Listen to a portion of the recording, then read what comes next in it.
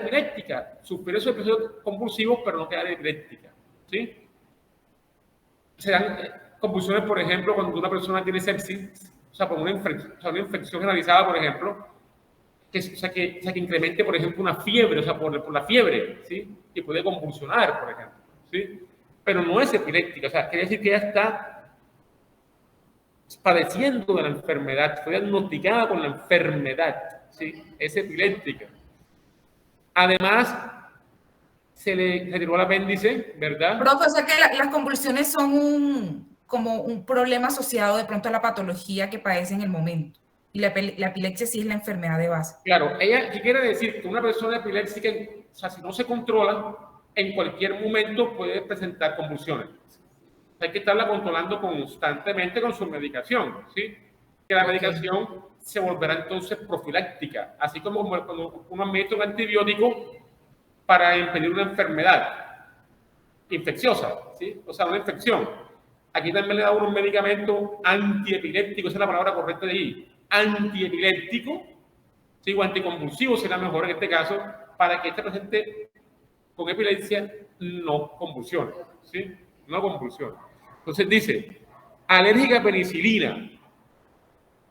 Pregunta. Miren cómo, aquí miren, o sea, que son varias cosas, muchachos. Hay pacientes que definitivamente tienen que darle penicilina. Sí o sí tienen que darle penicilina porque es la terapia número 1 para ciertas patologías. Se lo voy a dejar en el aire. Para ciertas infecciones, mejor, ¿sí? Por ejemplo, no sé, un meningococo bien severo así, hay que darle la penicilina. Pregunta, si la persona es alérgica a la penicilina, pero sí o sí tienen que darle la penicilina, ¿cómo se la dan entonces? Porque si se la dan, le aclaro. Porque miren, lo primero que uno piensa es que si es alérgico a algo, ya no se lo pueden dar, ¿sí? Recuerdo que estábamos hablando con el tema de los aires, la vez pasada de los aires, bueno, aquí es parecido. La persona tiene que darle, señor, en conjunto con este médico, no. No, señor. No, señor. Ojo que la penicilina, o sea, por su estructura, no se nos olvide que la penicilina realmente es un derivado alcaloideo, o sea, es un alcaloide, ¿sí? Las penicilinas, ¿verdad? Son alérgenos muy potentes, ¿sí? Pero el paciente tiene que darle la penicilina en la dosis terapéutica, lógicamente, no subterapéutica. ¿Cómo hacen para dársela entonces? Porque miren que lo primero que uno piensa, y por eso es que traje un caso tan bacano como este, es que si es alérgico a algo, definitivamente no se lo puedo dar. Pero si hay que dárselo sí o sí, entonces, ¿qué hago? ¿Cómo se llama el procedimiento ese? Ya se los digo enseguida, porque lo que no saben. Tienen que hacer una desensibilización, se llama eso. Así, repito, desensibilización. ¿Y cómo se hace eso? Administrando dosis pequeñas hasta que se alcance la dosis terapéutica. O sea, poquitico a poquitico, poquitico, poquitico. O sea, el poquitico reacciona, pero reacciona, como es poquitico, reacciona poquitico. Entonces, va embolatando el organismo, ¿ya? Otro poquitico reacciona, pero reacciona poquitico. Y así sucesivamente, hasta que ya el paciente se acostumbra, entre comillas, y quiero que esto quede clarísimo, muchachos, se acostumbra, entre comillas, a la dosis terapéutica. Porque esto no quiere decir que ella no es sensible o él no es sensible a la penicilina. ¿Qué quiere decir? A una dosis determinada, y muy seguramente la terapéutica va a hacerlo. Entonces uno le va dando poquitico a poquitico el medicamento, poquito a poquito, dosis bajitas, hasta alcanzar la terapéutica. Pero una vez que termine el tratamiento, hay que retirarlo, ¿sí? Porque ese paciente siempre va a ser alérgico a la penicilina. Lo que estamos haciendo nosotros es embolatando el organismo, engañando al organismo. Diciéndole, reacciona, pero aguántate. Reacciona, pero aguántate. Cógela suave, cálmate ahí. Te estamos hablando al oído suavecito, ¿ya? Pero la persona siempre lo va a hacer. Una vez que termina la terapia, que ya matamos todo ese microorganismo, ¿Yo para qué me voy a quedar con eso ahí? O sea, obviamente, cuando se retira la terapia, no vamos a creer, no, es que la paciente que un día le dieron penicilina, entonces otra vez tuvo aquí infección y viene algún inteligente por ahí y le da la dosis enseguida, así, la dosis recomendada, y la persona puede tener un choque anafiláctico terrible. Ojo, hay que tener claro, en la historia clínica debe aparecer, se la administró porque era la terapia número 1, ¿sí? Se la administró, nota, se la administró, es alérgica a la penicilina. Se la administró aplicando procedimientos de desensibilización. Porque hay quien ve, no, sí, se la administró penicilina, entonces le dan la dosis otra vez, algún día futuro, le dan la dosis otra vez y joden al paciente, ¿sí? No se le olvide nunca eso. Por eso es que las historias clínicas tienen que estar una belleza siempre, ¿sí? Yo les envié un video, si no estoy mal, que hablaba del cigarrillo. Miren, 20 cigarrillos al día. No se le olvide que los receptores colinérgicos, ¿verdad? Pueden ser de 2 tipos, nicotínicos o muscarínicos. Porque la sustancia que por primera vez se evaluaron allí, en ellos fueron estas sustancias, la muscarina y la nicotina, ¿sí? ¿Qué quiere decir? Que el problema principal del cigarrillo no es la nicotina. La nicotina es la que produce la adicción, ¿sí? Pero no es la nicotina. Y no se le olvide que eventualmente la gente aumenta y aumenta porque se va creando también una desensibilización a la nicotina. Acuérdense de los problemas de la respuesta a algo, ¿sí? A un ligando exógeno, por ejemplo. El problema del cigarrillo no es per se la nicotina. Es mala, pero no es el problema principal. Es toda la cantidad de porquerías que el cigarrillo tiene, ¿sí?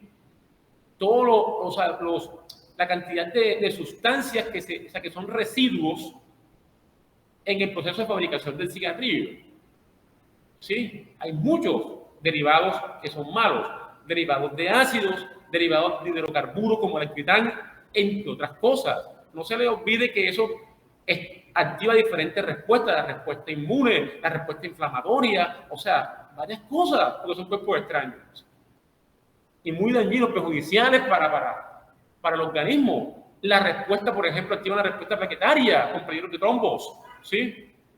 Yo les envié un videito bien bacano del cigarrillo. No sé si lo vieron.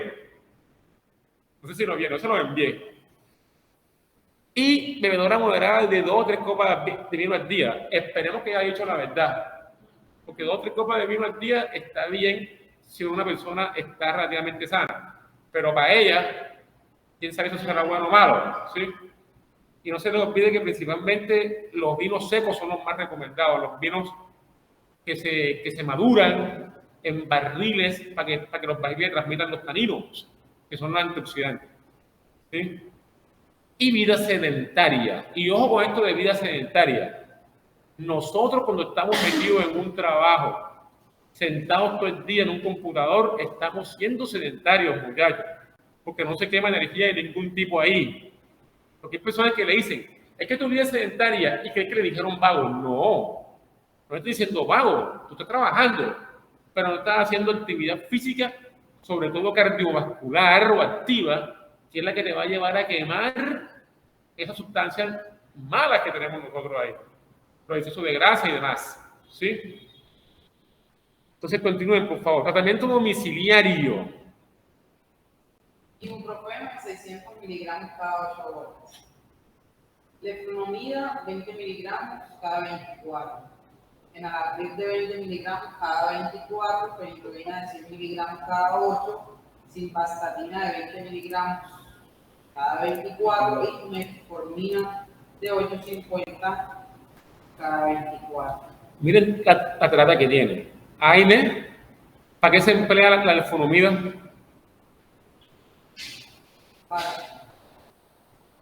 ¿Qué es la leflunomida? Ojo que esa pregunta tendrán que respondérmela volando. Se supone que ustedes ya tienen el caso hace rato, ya lo leyeron y lo vieron. Lo primero que tienen que ver Profe, es los medicamentos. Es un agente inmunomodulador. Inmunomodulador. Claro, inmunomodulador por el tema de la artrosis, ¿sí? De artritis reumatoidea, de la artritis reumatoidea realmente. No artrosis, artritis reumatoide, ¿sí? Enalapril, mire, tiene todo, enalapril, fenitoína, simvastatina y metformina. Las convulsiones. Motivo de consulta. Motivo de consulta. Por favor, continúen. El paciente acude al centro hospitalario por presentar vómitos en pozos de café y deposiciones melénicas desde hace 2 días. ¿Qué es eso? ¿Qué vómitos en pozos de café? Y miren que pregunta, ¿pozos es con ese pozo cómo está, con S o con Z? Y pregunta, ¿habrá un error ortográfico ahí? ¿Se equivocó el profesor? ¿Qué es pozos de café? No es porque lo hacen, ¿sabes? Por la coloración. Por la coloración. ¿Una coloración de qué color? Café. ¿Debido a qué? A sangrado. Los pozos de café son claro indicativo de que hay sangre. En algún punto hay sangre, ¿sí? En ese vómito hay sangre, ¿sí? Continúe, compañera. Y deposiciones melénicas, ¿qué es melénico?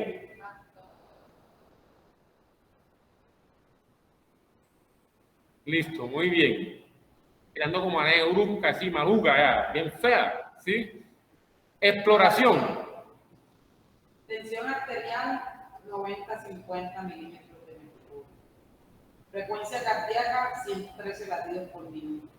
Temperatura 38.5 grados centígrados, consciente, orientada temporoespacialmente, palidez cutánea, sudoración profusa, cuello sin adenopatías ni signos meningios. ¿Qué es adenopatía? Primero que todo, ya sabemos que está, o sea, taquicárdica, o sea, tiene latidos muy altos ahí y estaba en reposo.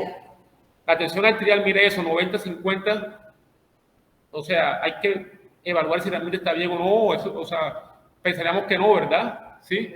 Está hipotensa ahí, ¿sí? Y miren eso, palidez cutánea, sudoración profusa, esos son signos que adrenérgicos o colinérgicos. Sudoración profusa, por ejemplo.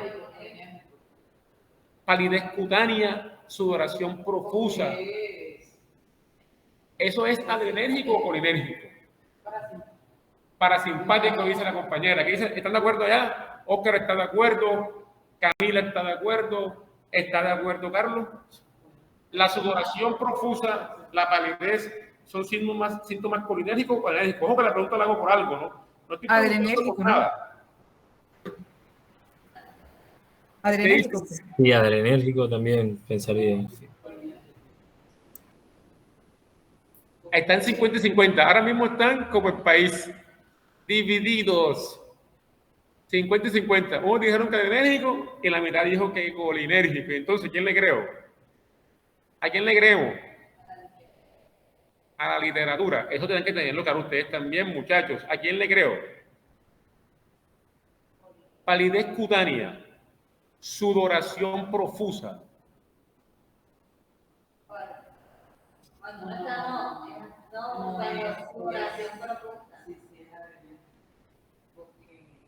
La sudoración profusa es un mecanismo homeostático o no. Pregunta, ¿eso será colinérgico o adrenérgico? La palidez, ¿a qué se deberá? A diferentes cosas, por cierto, ¿no? No, eso no es susto, es por la condición, o sea, por su condición. Está hipotensa, pero además de eso tiene, o sea, está hipotensa, pero tiene taquicardia, ¿sí? Profe, y también, como está vomitando en pozos, ha perdido electrolitos. Listo, entonces, ¿qué es? ¿Cómo es entonces? ¿Adrenérgico o colinérgico? No me ha respondido. La sudoración profusa o constante o mucho, como una jarra de guarapo. ¿Eso qué es? ¿Adrenérgico o colinérgico? Han podido ponerse de acuerdo, ojo, y se reunieron. Bueno, no me dijeron. ¿Qué era otro? Adenopatía ni signos meningios. ¿Qué es adenopatía? Inflamación de los ganglios. sin adenopatía. O sea que la respuesta inmune está relativamente controlada, ¿sí? Ni signos meningios. O sea, es la evaluación de posibles problemas en las meninges, ¿sí? Miren que le hacen una evaluación bien global a esta paciente, ¿sí? Bien global. ¿Qué quiere decir ACP? ACP, tono rítmico sin soplo. ¿Qué quiere decir ACP ahí? ¿Qué es ACP? La sigla ACP, ¿qué quiere decir? Pero cuando ustedes están leyendo una historia clínica, deben tener claro eso. Ustedes no son médicos, les repito. Ustedes no son médicos, pero lógicamente cuando estén en un debate interdisciplinario, el médico de puro chévere les dice ACP, él no les dice la palabra completa. O cuando están leyendo la historia clínica, el médico no se detiene a decir, ¿no? ¿Qué cosa? ¿Qué pasa? Ya, y todo el mundo lo mira como ACP y todo el mundo corre ahí con eso, ya, ¿sí entiende? O sea, todo el mundo está embalado con eso, ¿sí? Es ACP. No es. ¿Qué quiere decir esa sigla literalmente, literal? Profe, no tiene que ver con la anestesia controlada por el paciente, ¿no? No, señora. Miren, ACP, 2 puntos. Tono rítmico sin soplos cardíacos. Están hablando del corazón. Murmullo vesicular conservado. No roncus ni sibilancias. ¿De qué están hablando ahí? Auscultación. Muy bien, Tulia. Cardiopulmonar. Muy bien. Auscultación, o sea, están verificando, ¿sí?, cómo están esos temas cardiopulmonares, pero con una auscultación, ¿sí? Oyendo allá con el endoscopio, la cosa, se puede, le tocan por aquí, le tocan por allá, ¿sí?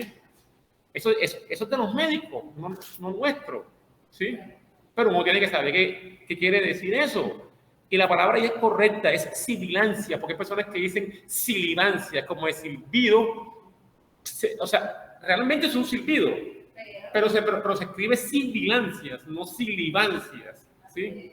Porque he visto esa palabrita mal escrita varias veces, ¿ya? Entonces seguimos. Abdomen blando y depresible, no doloroso a la palpación profunda, no masa ni megalia y Bloomberg negativo. ¿Qué es eso? ¿Qué es el Bloomberg? Profe, eso es para saber si tiene un abdomen agudo o apéndice. O con apéndice. ¿Es una técnica para qué? Para detectar si tiene pues, signos de apéndice, ¿no? Por ejemplo, apendicitis, pero no solamente eso. Si tiene, por ejemplo, irritación peritoneal, ¿verdad? Si tiene algún problema estomacal, o sea, no solamente la apendicitis, ¿sí? Un problema asociado a que, entonces miren cómo va llegando uno a cosas diferentes en el caso, ¿sí? La paciente tiene artrosis, pero recibe una terapia, por ejemplo, con AINE, y están mirando ese tema, están mirando, está válida, tiene esos vómitos que son indicativos de coágulos, ¿sí? Y están mirando el abdomen, por ejemplo, ¿sí? Intestino presente, claro que sí, tacto rectal positivo y exploración neurológica normal. Le hacen tacto rectal también, ¿sí? Y sale positivo.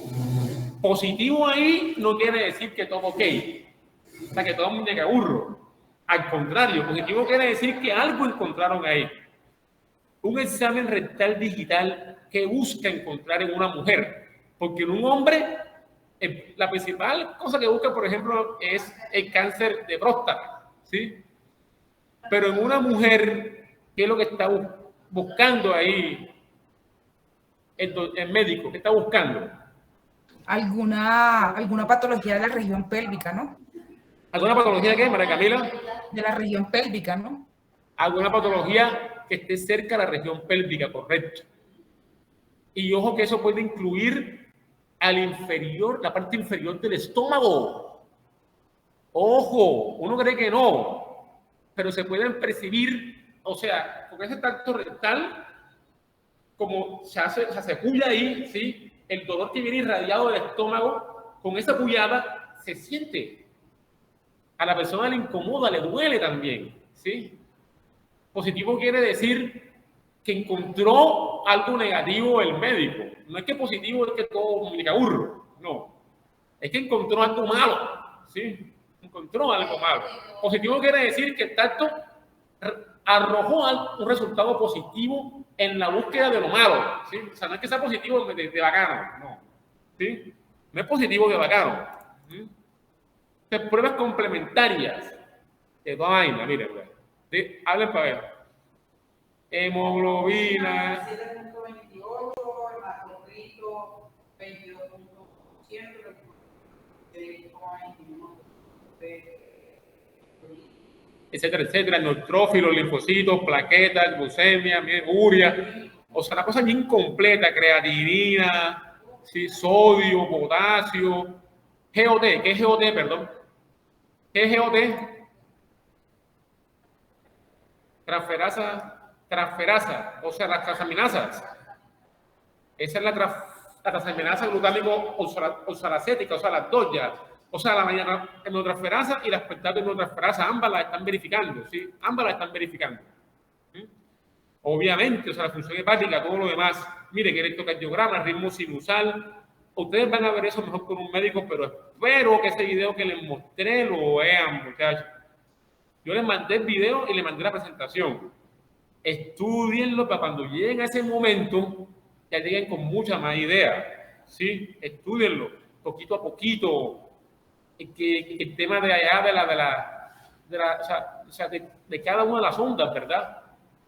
¿Sí? De cómo se deriva ese KG, que la B1, que la B2, que la B3, que la B4, o sea, todas las cosas que vimos en las clases, todas derivadas, ¿sí? Estudienlo para cuando lleguen allá, lleguen más bacanitos, ¿sí? Radiografía de tórax, no cardiomegalia, eso es bueno. No signos de condensación, ¿qué es eso? Acá hacen alusión con no signos de condensación.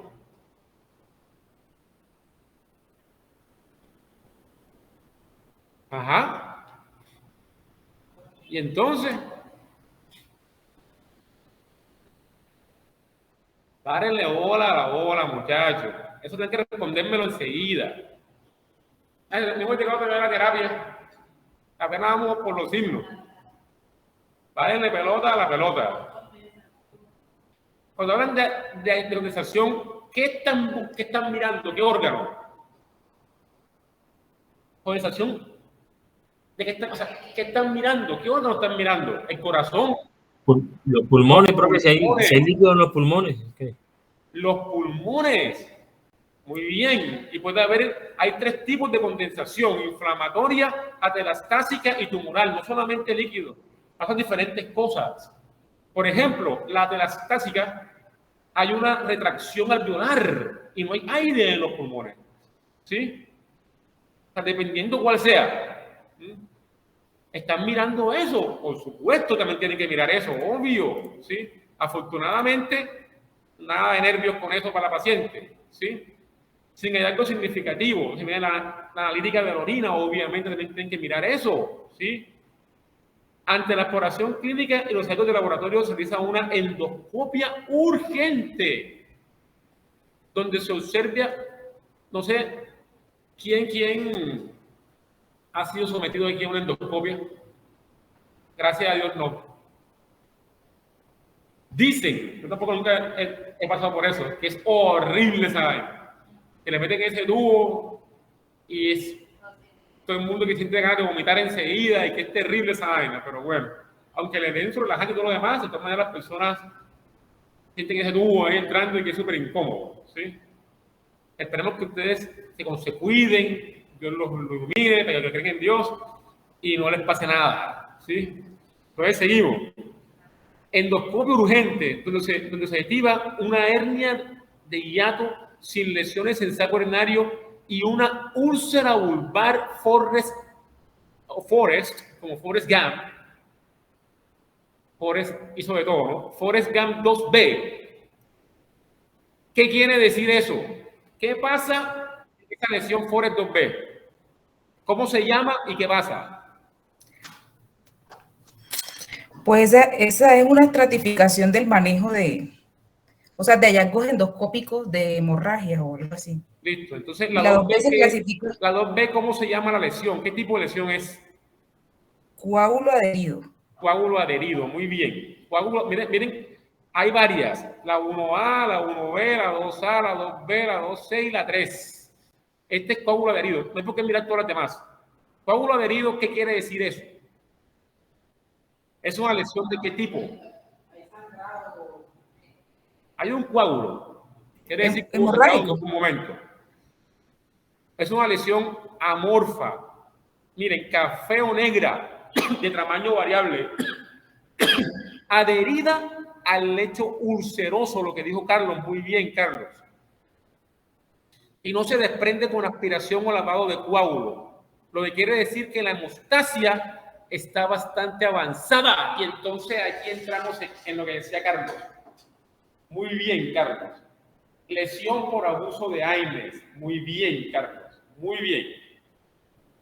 Esa paciente tiene una úlcera. Tiene una úlcera por la terapia de AINES, de la artrosis, ¿sí? Pero que esa úlcera péptica no solamente es debida a los AINES, es debida a todo, al abuso del cigarrillo, al supuestamente el alcohol, a todo lo que tiene, a todos los problemas que tiene, a las grasas, todo, ¿sí? Pero digamos que la causa principal es el abuso de los AINES. Muy bien, Carlos, ¿sí? El abuso de los AINES. Entonces, miren, aquí pasa algo importante antes de seguir. Antes de seguir. Cuando las personas tienen artrosis, le mandan diferentes medicamentos. Pero los AINES siempre van a ser de elección, ¿sí? Y hay unos AINES de última generación que son ¿cuáles? ¿Cómo terminan? Los de última generación, porque ya sabemos que tenemos lo que ustedes conocen, ¿verdad? Naproxeno, ¿verdad? O sea, todo esto, ibuprofeno, sí, todo esto. Todos los AINES que ustedes ya conocen, pero ¿cuáles son los de última generación? ¿Cuáles son los de última generación? ¿Cómo se llaman? ¿Cómo terminan? El CID, muy bien, Tulia. Celecoxib, Rofecoxib, etcétera, etcétera. Pregunta, ¿qué pasó con el Rofecoxib? Esa es o sea, miren que yo una pregunta es para ir más allá, muchachos. Repito, el caso eventualmente uno lo va resolviendo, no sé qué, se le mandó esto, lo otro, ya, listo, fuera. Pero tienen que ir incluso más allá, a investigar, a profundizar. ¿Qué pasó con el Rofecoxib? ¿Por qué, Oscar? Ah, no, mentira, ¿quién es Carlos? ¿Quién es Carlos? Carlos, ¿por qué Carlos? ¿Por qué retiraron a ese producto en el mercado? ¿Qué pasaba? ¿A los pacientes qué les pasaba? ¿Problemas dónde? ¿A qué nivel? Cerebro cardiovascular, o sea, en el corazón y en el cerebro. ¿Por qué?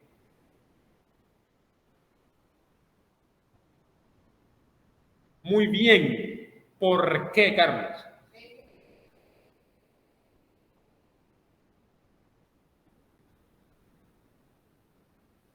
¿Qué pasa con ojo? No se le olvide que, por ejemplo, cuando uno habla del ácido acetilsalicílico, yo estoy buscando que haya más especificidad por cuál COS, por la COS 1 o por la COS 2.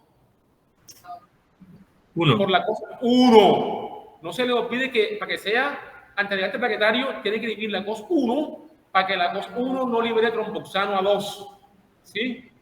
O sea, para que no se produzca, para que no se produzca a partir del ácido araquidónico tromboxano a 2 por actividad de esa enzima de la COS 1. ¿Qué pasa con el Celecoxib y el Rofecoxib? Tienen más selectividad, ¿por qué? ¿Por cuál COS? ¿Por la 1 o por la 2? Carlos dice que por la 1. ¿Qué dice María Camila? Profe, repítame la pregunta. Yo creo que de los dos, las dos. Oscar. Repítame la pregunta, profe. Ya sabemos que el ácido acetilsalicílico es más selectivo por la COS 1 que por la 2, claro.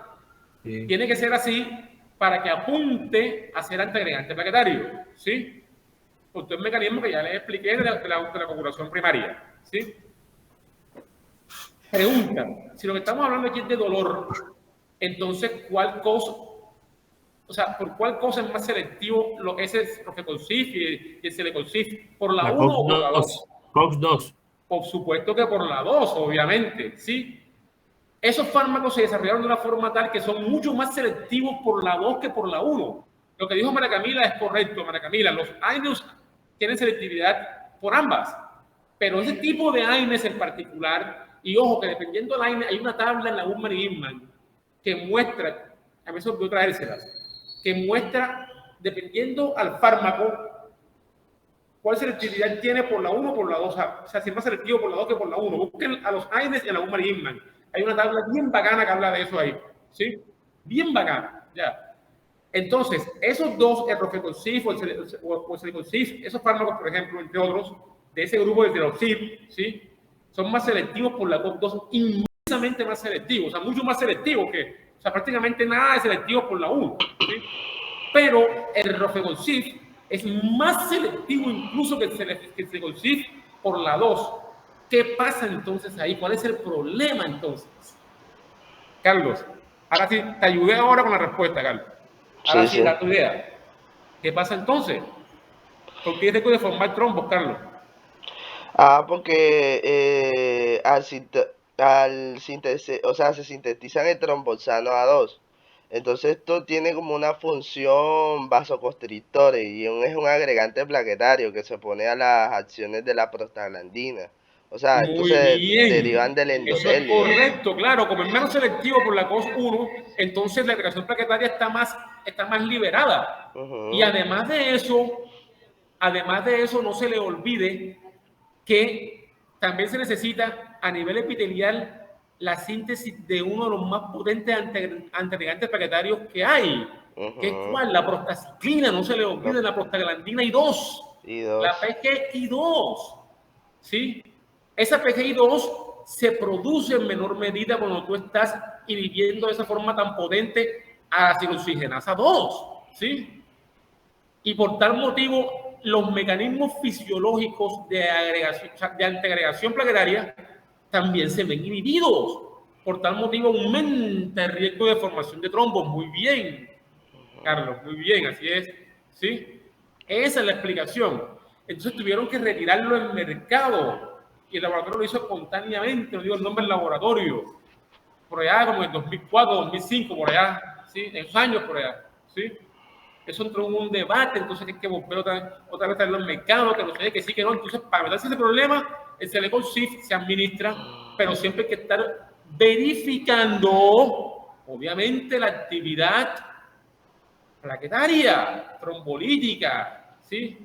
Anticoagulación. Todo el tiempo que estás pendiente de eso, cuando la terapia sobre todo es prolongada. Y por eso es que rara vez esas terapias son prolongadas. Es ahí el problema de los fármacos, que siempre tienen riesgo-beneficio, ¿sí? Siempre tienen riesgo-beneficio. Muy bien. Dense cuenta cómo un casito que está ahí va llevando a otras cosas más profundas, ¿sí? Que ustedes tienen que dominar también, ¿sí? Que tienen que dominar también. Entonces dice, por el don, no sé qué, procede a una actuación terapéutica con adrenalina. Entonces pregunto, ¿los síntomas de antes eran adrenérgicos o colinérgicos? Si son adrenérgicos, ¿para qué le doy más adrenalina? Es colinérgico. ¿Para qué le doy más adrenalina al paciente si son adrenérgicos? No, sí, son colinérgicos. Ojo con eso. Deposición de la bulimia con suero salino. Eso es muy importante, la bulimia, volumen sanguíneo. ¿Con qué, profe? Perdón, no le entendí. Con solución salina. Con solución salina, 0.9%, transfusión sanguínea. Eso sí se puede, o sea, yo he visto que lo hacen con una como un tipo de gelatina, algo así. No, mira, está bien, con suero salino, 0.9%. Lo que están buscando aquí simplemente es ayudar a incrementar el volumen sanguíneo, ¿sí? A incrementar el volumen sanguíneo. Sí, transfusión. Sí. Y miren que la paciente está hipotensa, muchachos. Está hipotensa, ¿sí? No está hipertensa, está hipotensa. ¿Ustedes en la terapia vieron algún medicamento que le han dado que sea antihipertensivo? No había. Enalapril. ¿Cuándo? Bueno, el enalapril. Enalapril. Pero, ¿será adecuado o no? ¿Y por qué sí o no? Hay que tener cuidado ahí, ¿sí? Sí, no. Hay que tener cuidado. Muy bien, ojo con eso. Ojo con eso, ¿sí? Enalapril, ¿a qué grupo pertenece? ¿Qué es enalapril? IECA. IECA. Profe. Listo. Inhibidor de la enzima convertidora de angiotensina. La pregunta mía es, ¿si sería adecuado o no? ¿Será bueno quitárselo o no? Yo diría que Si no. está hipotensa, porque esa es la otra. Esa es la otra. Hay pacientes que en algún momento presentan hipertensión. Porque, por ejemplo, tienen comorbilidades asociadas y ya las tiene todas, el estilo de vida, el tema de la diabetes, tiene dislipidemia y todo lo demás. Pero la pregunta es, ¿la terapia tiene que ser eterna? No. ¿A qué son los controles entonces? ¿Sí?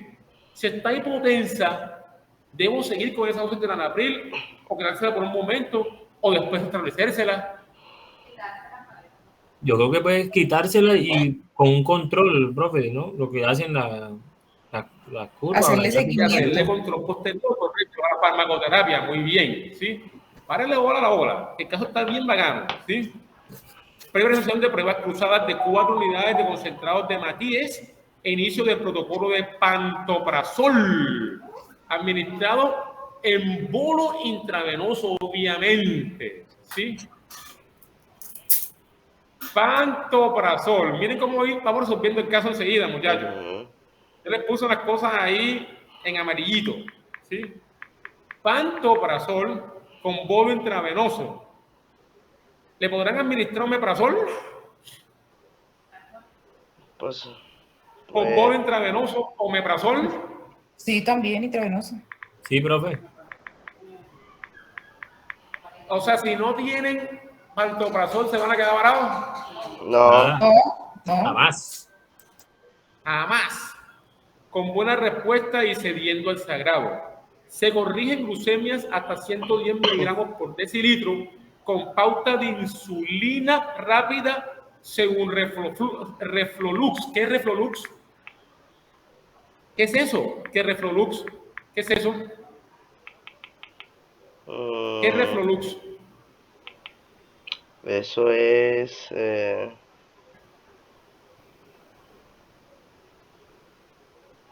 Reflolux, esa es una marca de reflectómetros portátiles. En otras palabras, los aparatos que ustedes ven siempre para medir ¿cuál es el nombre coloquial? Digo, el nombre coloquial, ¿cuál es? Glucómetro. Pero realmente es un reflectómetro. No se le olvide que lo que se mide ahí es una condición de la sangre. Es un reflectómetro, ¿sí es la palabra? Reflectómetro, ¿sí? Listo. Seguimos entonces, que está bien bacano esto. Se inicia antibioterapia con cefuroxima 500 miligramos cada 12 horas, vía oral.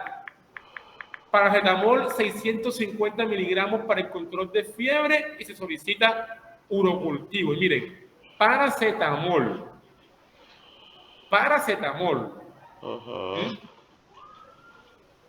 No le van a dar ácido salicílico, no le van a dar ibuprofeno, o sea, de ácido lipopiónico, naproxeno y esa vaina. Porque tiene una úlcera estomacal, ¿sí? Con esa dosis ahí debe ser, me imagino, el intravenoso, supongo, ¿cierto?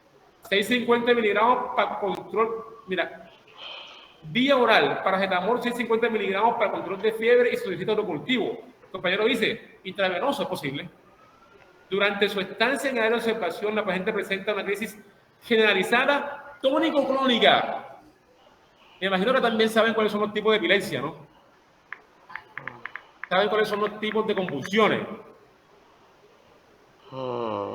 Revisarlas, por favor. En la Human que están bien bacanas. Yo también tengo por ahí una clase, se las voy a pasar. Porque hay diferentes clasificaciones. Voy a mostrarles 2 diferentes, ¿sí? Pero la bomba Enigma también están bien bacanas. El problema es que la bomba Enigma no explican muy bien. Se les recomiendo mejor que vean videitos. Porque en la bomba Enigma sí la explican difícil. O sea, yo la leí de ahí y hay que, mejor dicho, parece un puñal bravísimo para poderla entender la bomba Enigma. Entonces es mejor que vean cosas más sencillas, ¿sí? Material más sencillo. Exactamente. Eso no. Creo que son, yo no tal, creo que las hojas ahí que tónicas, mioclónicas, ¿no es así? Sí, pero ahorita vamos a ver eso porque eso es súper largo y complejo, lo enredo más, ¿sí? De 10 minutos de duración, digo, por una clase de eso incluso que la puedo sacar un día de estos, pero, o se la puedo enviar para que ustedes la vean, ¿sí? Porque ya yo no voy a darle más clases sino hasta mañana, ¿sí? Listo. Que se controla con diazepam 10 miligramos y B en perfusión de duración de 5 minutos y se solicitan unas concentraciones de fenitoína con resultados infraterapéuticos, menos que 10 microgramos por mililitro. Al presentar una segunda crisis generalizada, se inicia protocolo de impregnación con fenitoína intravenosa. La dosis de impregnación es de 12 a 15 miligramos por kilogramo de peso, a una tasa de 50 miligramos por minuto durante 20 minutos. Y miren esto, el flujo que están viendo ahí es un flujo másico. No se les olvide que el flujo puede ser másico o volumétrico, ¿sí? O sea, miren, aquí están hablando de miligramos minuto, pero en la bomba de infusión se le calcula mililitros minuto. Ustedes siempre deben tener claro cómo se calcula según el peso del paciente, cómo se pasa de flujo másico a flujo volumétrico, ¿sí?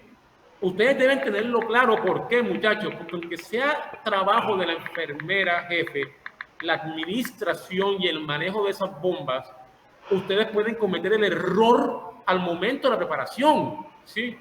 No se les olvide que usted no puede estar desvinculado de esas cosas. Deben tener claro cómo se calcula, o sea, cómo se pasa de flujo másico a flujo volumétrico, ¿sí?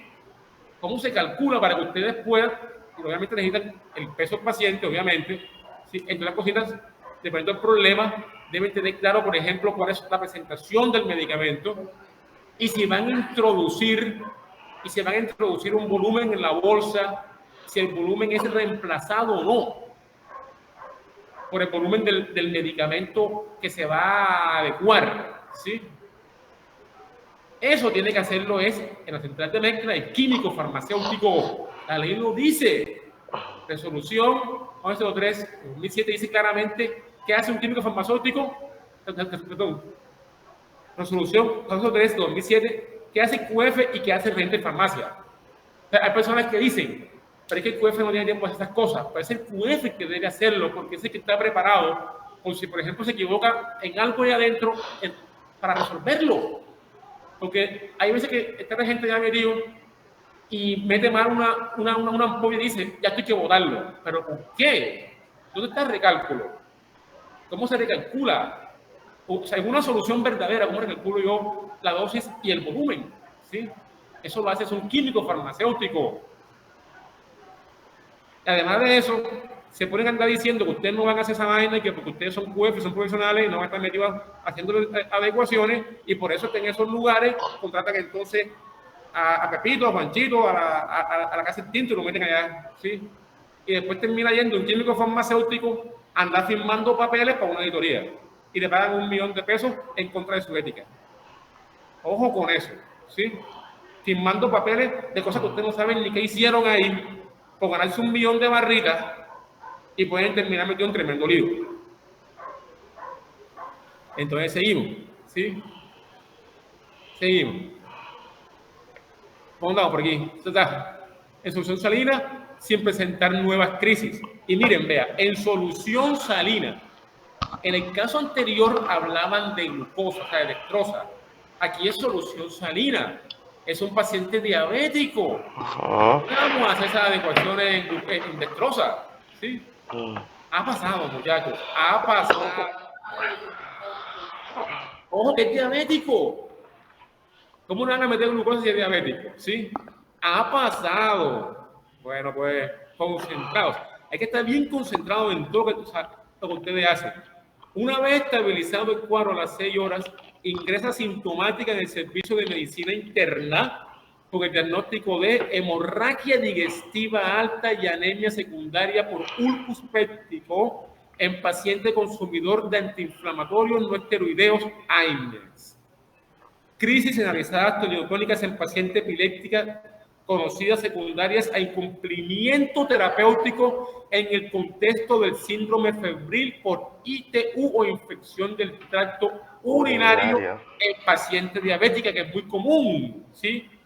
Durante su estancia en planta, al paciente se le restaura el tratamiento domiciliario, excepto el tratamiento para la artritis reumatoidea, permaneciendo afebril con buen control de tensión arterial, de las cifras de glucemia y sin nuevos episodios de sangrado ni crisis epiléptica.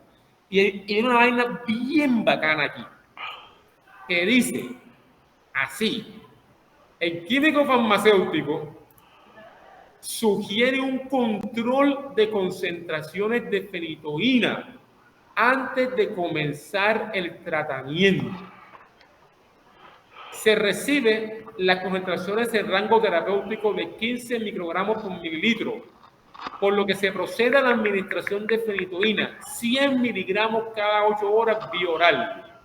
Asimismo, el farmacéutico considera la elección el tratamiento antibiótico con norfloxacino, 400 miligramos cada 12 horas, teniendo en cuenta que es alérgica a la penicilina y que la paciente es diabética y que presenta lo que se considera infección urinaria complicada. ¿Qué otros fármacos, además, verdad, de las fluoroquinolonas? Yo les mostré eso por allá, una presentación así como corriendo, creo. No sé, no me acuerdo. Pero hablamos mucho de la terapia antibiótica, pues eso lo van a ver más adelante. ¿Sí? Si no estoy, claramente. Si no estoy mal, no lo van a ver. ¿Qué otro tratamiento es muy famoso para infecciones del tracto urinario? Además de las fluoroquinolonas, que es la más famosa, que de hecho lo venden en cualquier droguería. Uno va a una droguería de esas chichi y le venden a uno esos antibióticos sin prescripción, ¿sí? Esa vaina es rapidito y es más. Ciprofloxacino. No sé por qué. Siempre se llama no, la nitrofurantoína o la macrodantina, ¿no? O la macrodantina. Ah, Sí. la macrodantina también. O difenidantoína. ¿Sí? ¿Difenidantoína? ¿Cómo? ¿Qué dijo Mara Camila? Yo dije nitrofurantoína. Nitrofurantoína, ahora sí. Entendí mal, ahora sí. Entonces, miren lo que dice el químico farmacéutico, que está bien preparado así como ustedes. Norfloxacino, ¿por qué? Porque la paciente es alérgica a la penicilina y diabética. Entonces, ¿qué pasará con los otros antibióticos que ustedes acaban de mencionar con los pacientes diabéticos? ¿Qué pasará con la metformina, por ejemplo? ¿Qué pasará con las interacciones? Porque ese QF, así como ustedes, que está bien puñal, dijo que era mejor norfloxacino, ¿sí? ¿Qué pasará con el metabolismo? Buena pregunta. Se la tengo en el aire, ¿sí? No se le olvide el metabolismo ya, las interacciones también. Tremendo UFC ahí, ¿no? Está pero puñal. ¿Sí? Además de la fluoroquinolona, donde está el ciprofloxacino, ¿verdad? El norfloxacino, el levofloxacino, el moxifloxacino, que por cierto, dependiendo cuál sea, miren que el norfloxacino es de qué generación, de segunda o de tercera generación, o de cuarta o de primera. ¿De qué generación es el norfloxacino? Norfloxacino. Tercera, de segunda. De segunda, ¿no? De segunda generación, correcto. Está en el mismo grupo que ciprofloxacino. Y se emplea para bacilos gram negativos. Sí. Para bacilos gram negativos. Entonces, muy bien. Está puñal. ¿Sí? Se recibe las concentraciones en rango terapéutico total. Entonces, iba por ahí. Y que presenta lo que se considera infección urinária complicada, para lo que es la elección de tratamiento fluoroquinolona entre 7 y 14 días. En planta se obtiene resultados de analítica general con hemograma, bioquímica y coagulación normales. Miren, cuando yo empecé a hablarle de ese tipo de cosas, muchachos, que le hablaba de bioquímica, que le hablaba de mecanismo, Era por eso. Ey, ahora no pueden ganar en bioquímica los médicos. No pueden ganar. ¿Sí? Y nos ganan porque no le paramos bola a eso. ¿Sí? No nos pueden ganar. Hay que estar puñal con todas esas cosas. ¿Sí? Con todas esas pruebas, con los paraclínicos. Hay que saber también, saber entenderlos. Urocultivo negativo, antígeno Helicobacter pylori en ese negativo. Obviamente había que hacerle esa prueba. Claro. Ustedes son muy buenos con eso. ¿Sí? Porque tiene úlcera. No sé, ustedes hablaron bastante de eso, lo explicaron, de que te explicaron, el muñequito, el dibujito y todo lo demás. Al cuarto día de ingreso, el reumatólogo cambia de tratamiento, prescribe diclofenac oral cada 12 horas, leflunomida y omeprazol bioral. Dijo, la respuesta para ese dolor es con diclofenaco, pero le mandan omeprazol bioral cada 24 horas. El farmacéutico recomienda al reumatólogo naproxeno de 500 cada 12 horas debido a que ha sido implicado en la producción de episodios cardiovasculares en pacientes con alto riesgo cardiovascular. Pero miren que tienen naproxeno después de la recuperación del paciente y con omeprazol. Con omeprazol, muchachos. Con omeprazol. Al principio no dieron eso. No. Tiene que estar ya estabilizada, bacano, muñeca burro, entonces así le mandamos el naproxeno, pero con omeprazol. Entonces QF, este que está aquí, miren, él sugería cosas. No se lo olviden que el farmacéutico esto es de España, si no estoy mal, es jefe de piso. O sea que ese muchacho o esa muchacha es él, no él, es un hombre. Está volando en todo esto, ¿sí? Además, se informa detalladamente al paciente de los beneficios del tratamiento anticonvulsivante. Se informa detalladamente al paciente, muchachos, de lo que más le gusta a ustedes, atención farmacéutica, detalladamente al paciente de los beneficios del tratamiento anticonvulsivante y de las graves consecuencias que conlleva el incumplimiento terapéutico, el abuso de alcohol con este fármaco. Entonces, el químico farmacéutico es bárbaro aquí. ¿Sí? Miren las correcciones que sugería al médico internista, muchachos. El químico farmacéutico. A ese nivel es que van a llegar ustedes. A ese nivel. ¿Sí? Se produce una modificación del tratamiento base tomando en consideración las recomendaciones del servicio farmacéutico, que es la que ustedes van a hacer en una tablita.